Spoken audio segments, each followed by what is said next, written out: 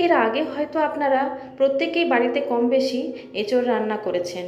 তো আজকে আমার এই এঁচোড়ের রান্নার রেসিপি আপনারা যদি প্রত্যেকে স্টেপ বাই স্টেপ ফলো করেন এবং বাড়িতে একবার ট্রাই করেন, তো কথা দিচ্ছি প্রত্যেকেই কিন্তু প্রশংসা করবে এই এঁচোড় রান্না খেয়ে। তো আমি ঝুমাস ওয়ার্ল্ড থেকে আজকে আপনাদের সামনে নিয়ে চলে এসেছি এঁচোড়ের একটা দুর্দান্ত রেসিপি। তো চলুন দেখে নেওয়া যাক কীভাবে আমি এই রেসিপিটি বানিয়েছি। এখানে আমি এঁচোড় নিয়েছি 500 গ্রাম মতো এবং এইভাবে কেটে নিয়েছি এবং আলুগুলো ঠিক এরকমভাবেই আমি কেটে নিয়েছি। এখানে পেঁয়াজ নিয়েছি একটা গোটা এবং 8-10 কোয়া রসুন এবং কিছুটা আদা এবং কিছুটা দইও আমি এখানে নিয়েছি। পেঁয়াজগুলো আমি কিছুটা যেহেতু কুচনো দেব, তো সেই জন্য আমরা খুব ভালো করে পেঁয়াজগুলো চপারের সাহায্যে কেটে নেব।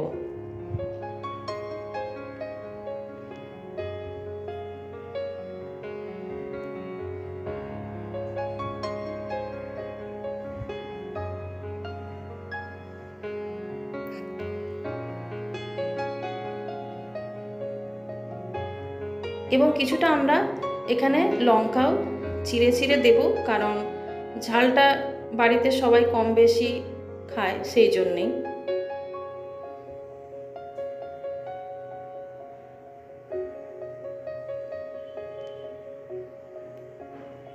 এইবারে একটা প্রেসার কুকারে আমরা এঁচোড়গুলো সেদ্ধ করব। তো প্রথমে কিছুটা জল নিয়ে নেব এবং কাটা এঁচোড়গুলো আমি এখানে দিয়ে দেব।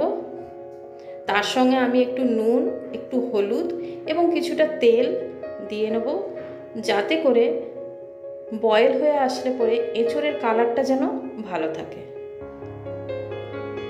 এবং 1 থেকে 2টো হুইসেল আমরা প্রেসার কুকারে দিয়ে নেব।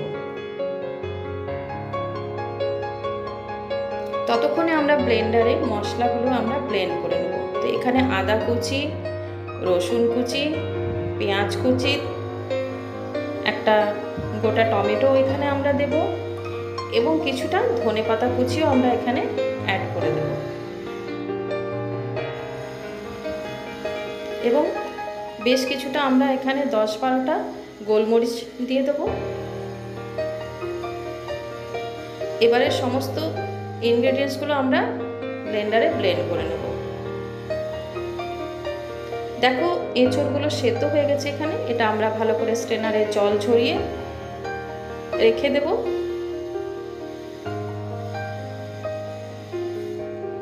ততক্ষণে আমরা এবার একটা প্যান আমরা গরম করতে দেব, তবে তার আগে আমরা আলুগুলো নুন হলুদ দিয়ে বয়েল করে নেব, তাহলে আলুর কালারটা কিন্তু প্রপার চলে আসবে।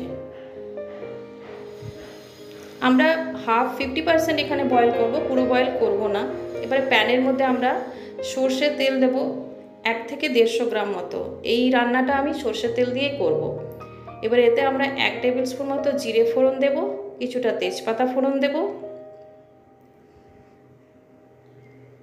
এবং একটু নুনও দিয়ে দেবো, কারণ আলু ফ্রাই করার সময় অনেকটা তেলটা ফোটে, তার জন্য আমি তেলের মধ্যে নুনটা দিয়ে দিয়েছি।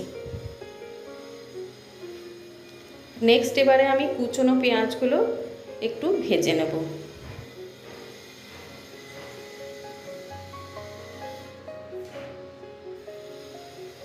পেঁয়াজটা কিছুটা ভাজা হয়ে গেলে আমরা আলুটা এখানে দিয়ে দেবো। আলুটাও আমরা জল ঝরিয়ে রেখে দিয়েছিলাম। তো আলুর কালারটা দেখতে পাচ্ছ যে খুব সুন্দর এসেছে। যে কোনো রান্নার কালারটা কিন্তু অনেকটা ফ্যাক্টর করে। এবার আমরা এখানে কাশ্মীরি লঙ্কার গুঁড়ো দিয়ে দিয়েছি, এখানে 1.5 চামচ মতো, হলুদের গুঁড়ো দিয়েছি 1 চামচ মতো এবং কিছুটা আমরা ড্রাই পাউডারও এখানে ইউজ করেছি, এখানে ওটাও দিয়েছি আমরা 2 টেবিল স্পুন মতো। এবারে বাটা মশলাটা অ্যাড করে সমস্ত মশলাগুলো আমরা ভালো করে কষাতে থাকব। মশলাটা যেন সম্পূর্ণভাবে ভাজা ভাজা হয়ে আসে, যেন এতটুকু কাঁচা গন্ধ যেন এর মধ্যে থেকে না আসে। তো কিছুটা লো সিমে আমরা এটাকে ফ্রাই করতে থাকব। তো দই এখানে আমরা অ্যাড করে দেবো 1 থেকে 2 টেবিল স্পুন মতো। খুব বেশি দিলে আবার রান্নাটা টক হয়ে যাবে। দই দিয়েও আমরা এটা আবার বেশ কিছুক্ষণ কষাবো। দইয়ের পরিমাণটা যেরকম কোয়ান্টিটিতে আপনারা এঁচোড় রান্না করবেন ঠিক সেরকম কোয়ান্টিটি আপনারা এখানে অ্যাড করবেন। 1/2 টেবিল স্পুন মতো চিনি দিয়ে দেবো। নুন দিয়েও আরও আমি 2-3 মিনিট এটাকে কষাবো। কষানো হয়ে গেলে বোঝাই যাবে তেলটা ছাড়তে শুরু করবে।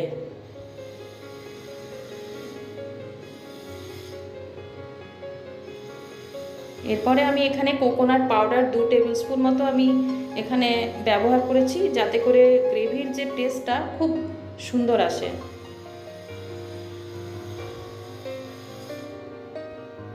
মশলাটা ভাজা হয়ে আসলে পরে এবারে আমরা এঁচোড়টাও অ্যাড করব এবং আরও কিছুটা নুন আমরা এখানে দিয়ে দিয়েছি।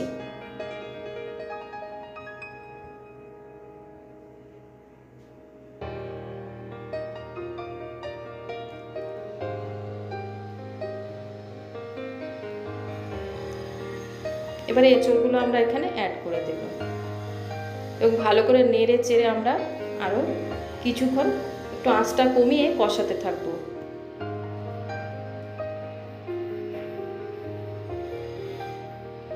কষানো হয়ে গেলে আমরা 1 থেকে 2 কাপ মতো এখানে জল অ্যাড করব। খুব বেশি জল দেব না, কারণ অলরেডি হাফ কুক হয়ে আছে এঁচোড় এবং আলু।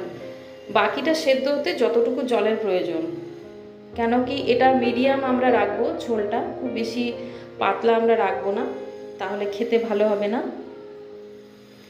এরপর আমরা কাঁচা লঙ্কাগুলো অ্যাড করে দেব এবং ঢাকা দিয়ে আরও লো সিমে আমরা আরও বেশ 5 থেকে 10 মিনিট এটা কুক করব। এবং রান্নার শেষে আমরা এটা ধনেপাতা দিয়ে গার্নিশ করব। তো ধনেপাতাগুলো আমরা ভালো করে এখানে কুচিয়ে নেব।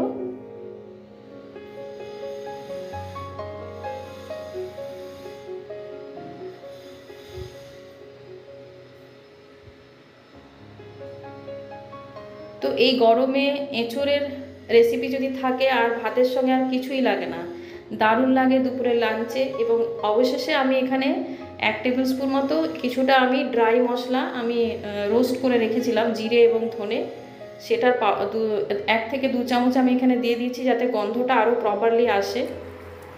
তো নেক্সট এবারে আমরা এখানে গরম মশলা গুঁড়ো অ্যাড করব 1 টেবিল স্পুন মতো, এবং হচ্ছে কুচনো ধনেপাতাগুলো আমরা দিয়ে গার্নিশ করে নেব। তো চলো, রেডি হয়ে গেছে আজকের এই এঁচোড়ের রেসিপি। এটা ভাতের সঙ্গে, গরম গরম ভাতের সঙ্গে অবশ্যই ট্রাই করো, আশা করছি ভালো লাগবে। যদি রান্নাটা ভালো লেগে থাকে তো অবশ্যই বন্ধুদের মধ্যে শেয়ার করো এবং আমার চ্যানেলটির পাশে থাকো, এবং লাইক কমেন্ট তো শেয়ার প্রচুর প্রচুর করো। তো ভালো থেকো, আবারও আসবো নতুন কোনো রান্না নিয়ে। তো টাটা।